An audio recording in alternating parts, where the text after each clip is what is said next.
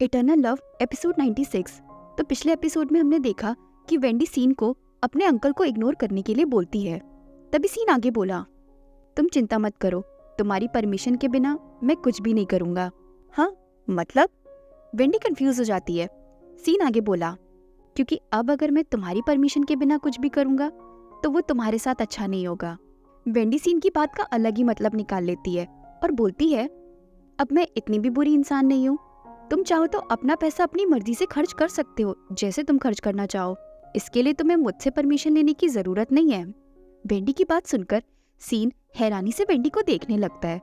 Scene को इस तरह अपनी तरफ देखता हुआ देखकर वेंडी कंफ्यूज हो जाती है और आगे बोलती है, अच्छा तो तुम मेरे मनी को मैनेज करना चाहते हो। अब वेंडी की बात सुनकर सीन कंफ्यूज हो जाता है। तभी वेंडी आगे बोली, वैसे मुझे कोई प्रॉब्लम नहीं है, लेकिन मेरे पास ज्यादा पैसे हैं नहीं। ये बात सुनकर तो सीन की बोलती ही बंद हो जाती है। तभी सीन एक गहरी सांस लेता है। उसी वक्त वेंडी को सोचते हुए आगे बोली, वैसे अगर तुम चाहो तो तुम मेरी खर्चे में भी मदद कर सकते हो, क्योंकि मैं खर्चा करने में बहुत बुरी हूँ। वेंडी अपनी सोच में डूबी होती है। तभी सीन वेंडी के गालों को पिंच करता है और उससे बोलता है, लगता है तुमने सब कुछ पहले से प्लानिंग करके रख ली है। और इस तरह दोनों खाने के बाद अपने काम के लिए निकल जाते हैं। शाम हो चुकी थी। वेंडी काम करके ऑफिस से निकल आती है और फोन पर बात करते हुए बोलती है, मैं बाहर आ चुकी हूँ। फेयरवेल पार्टी जहाँ पर हो रही है, क्या वो जगह यहाँ से पास में ही है? ठीक है, मैं अभी वहाँ पहुँचती हूँ। वेंडी अपने कलीग से बात कर रही होती है। वेंडी को आज ऑफिस के बाद एक फेयरवेल पार्टी में जाना था, उसी के लिए वेंडी निकल जाती है। वेंडी जा ही रही होती है, तभी वहाँ पर उसका अंकल आ जाता है और बोलता है, विंटर। अपने अंकल की आवाज़ सुनते ही वेंडी चौंक जाती है और पीछे मुड़कर अपने अंकल की तरफ देखती है। वेंडी का अंकल थोड़ा नशे में लग रहा था। तभी वो आदमी वेंडी के पास आता है और उससे बोलता है, तुम्हें पता है मैं तुम्हारा कब से वेट कर रहा था। वेंडी अपने अंकल को इग्नोर करके वहां से जाने लगती है। वो जा ही रही होती है, तभी वो आदमी वेंडी का हाथ पकड़कर उसे रोक लेता है। तभी वेंडी अपना हाथ छुड़ाते हुए बोलती है, तुम्हें चाहिए क्या आखिर? वो आदमी वेंडी से बोला, सीरियसली तुम हमेशा मेरे साथ ऐसे पेश क्यों आती हो? वेंडी का अंकल आगे बोला, मैं देख रहा हूँ कि आजकल तुम काफी अच्छी जिंदगी जी रही हो, यहाँ तक कि तुमने एक अमीर बॉयफ्रेंड भी बना लिया है जो एक बार का ओनर है। बस मैंने तुम जैसे कॉलेज ग्रेजुएट से इतनी उम्मीद नहीं की थी कि वो इतना नीचे गिर सकती है। तभी वेंडी बहुत ही गुस्से में बोली, तुम मेरी जिंदगी से चले क्यों नहीं जाते हो? वो आदमी बोला, क्यों, बुरा लगा ना? तुम कितनी सेल्फिश हो। तुम खुद तो इतनी अच्छी जिंदगी जी रही हो, लेकिन तुम्हारी वजह से मुझे अपनी जॉब खोनी पड़ी और अब तुम्हारी वजह से मुझे सबके सामने बेइज्जत होना पड़ता है। तुम्हारी हिम्मत भी कैसे हुई? इससे पहले कि वो आदमी वेंडी को मारने के लिए हाथ उठाता है, तभी वेंडी का कलीग चार्ली मुंह वहां आकर उसका हाथ पकड़ लेता है और बहुत ही गुस्से में बोलता है, ये तुम क्या कर रहे हो? वो आदमी बोला, कुछ नहीं, अपनी नीज से बात कर रहा हूँ। तभी चार्ली वेंडी से पूछता है, वेंडी क्या तुम दोनों एक दूसरे को जानते हो? वेंडी मना कर देती है और बोलती है, नहीं, मैं इस आदमी को नहीं जानती। चार्ली उस आदमी से बोला, उसने कहा कि वो तुम्हें नहीं जानती है, इसलिए अब यहाँ से निकल जाओ। फिर वो आदमी चार्ली से बोला, देखो बच्चे, मैं सच में इसका अंकल हूँ। वो बस मुझसे थोड़ा नाराज है क्योंकि हमारे बीच एक छोटी सी मिसअंडरस्टैंडिंग हो गई थी। फिर चार्ली वहाँ से जाते हुए वेंडी से बोला, चलो वेंडी, सब तुम्हारा इंतजार कर रहे हैं। ठीक है, वेंडी भी उसके साथ जाते हुए बोली। और इस तरह चार्ली और वेंडी दोनों उस आदमी को इग्नोर करके वहाँ से चले जाते हैं। वहीं वो आदमी बहुत ही गुस्से में उन दोनों को जाते हुए देखता रह जाता है। उसके बाद वेंडी बोली, थैंक यू, लेकिन तुम पार्टी से वापस कैसे आ गए? चार्ली बोला, वो मैं ऑफिस में अपने ईयरफोन्स भूल गया था, वही लेने आया था। वेंडी बोली, तो क्या तुम ऑफिस वापस जाओगे उन्हें लेने के लिए?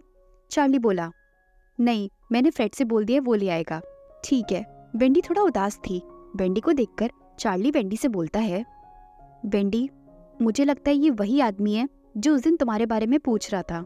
ये पहली बार नहीं है ना, ये तुमसे पहले भी कई बार मिल चुका है, राइट? चार्ली की बात सुनकर वेंडी सोचती है, मुझे लग ही रहा था कि ये मेरा पीछा कर रहा होगा, लेकिन शायद अभी तक हमारा सामना इसलिए नहीं हो पाया क्योंकि मैं कई दिनों से अपने इंटरव्यूज में बिजी थी। चार्ली आगे बोला, अगली बार जब तुम काम से देर से निकलो तो सीन को तुम्हें पिक करने के लिए बोलना। ठीक है, वेंडी बोली। उसके बाद वेंडी चार्ली से पूछती है, मैंने सुना है तुमने एक बहुत ही अच्छी एंटरटेनमेंट कंपनी के साथ साइन किया है, कंग्रेचुलेशंस। थैंक यू, चार्ली थोड़ा शर्माते हुए बोला। वेंडी ने आगे पूछा, तो क्या एक्टिंग तुम्हारा पैशन है? चार्ली बोला, हाँ। जब मैंने अपना पहला शो शूट किया था तो मुझे बहुत मज़ा आया था। फिर ये तो अच्छी बात है, वेंडी स्माइल करते हुए बोली। तभी चार्ली ने वेंडी से पूछा, और वेंडी तुम्हारा क्या? क्या तुम जर्नलिस्ट इसलिए हो क्योंकि तुम्हें जर्नलिज्म करना पसंद है? ये सुनकर वेंडी थोड़ा सा हैरान रह जाती है, तभी मना करते हुए बोलती है, नहीं तो। चार्ली बोला, क्यों, मैंने कुछ गलत कह दिया क्या? वेंडी थोड़ा उदास होते हुए बोली, मेरे लिए बस ये एक जॉब है, मुझे ये अच्छी नहीं लगती है, लेकिन ये मुझे बुरी भी नहीं लगती है। और इस तरह पार्टी खत्म होने के बाद वेंडी अपने कलीग्स को बाय करती है। तभी वेंडी जैसी घर जाने के लिए आगे बढ़ती है तो सामने देखकर चौंक जाती है। सीन वेंडी का कार में ही वेट कर रहा होता है। सीन को वहां देखकर वेंडी को बहुत अच्छा लगता है। दोनों एक दूसरे को देखकर स्माइल करते हैं। उसके बाद वेंडी कार में जाकर बैठ जाती है और सीट बेल्ट लगा लेती है। तभी वेंडी सीन से बोलती है, तुम्हें मेरा इंतजार करते हुए ज्यादा टाइम तो नहीं हुआ? सीन बोला, नहीं, वैसे आज किसकी फेवरेट पार्टी थी? वेंडी बोली, जेरेमिया की।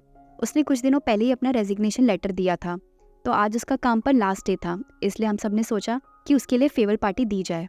सीन बोला, मैं जानता हूँ उसे बहुत बुरा लगा होगा कि वो इस तरह तुम सबको छोड़कर जा रहा है। वेंडी बोली, नहीं, मुझे लगता है कि वो शायद खुश था क्योंकि उसे कभी ये जॉब पसंद ही नहीं आई थी और फाइनली अब वो कर पाएगा जो उसे करना पसंद है। सीन वेंडी की तरफ देखता है और उसके बाद बोलता है, ठीक है, चलो अब घर चलते हैं। वेंडी और सीन घर जा ही रहे होते हैं, तभी वेंडी के पास मैसेज आता है। वेंडी मैसेज पढ़ती है जिसमें लिखा था, तुम्हारी आंटी लीडिया आज फिर से आई थी।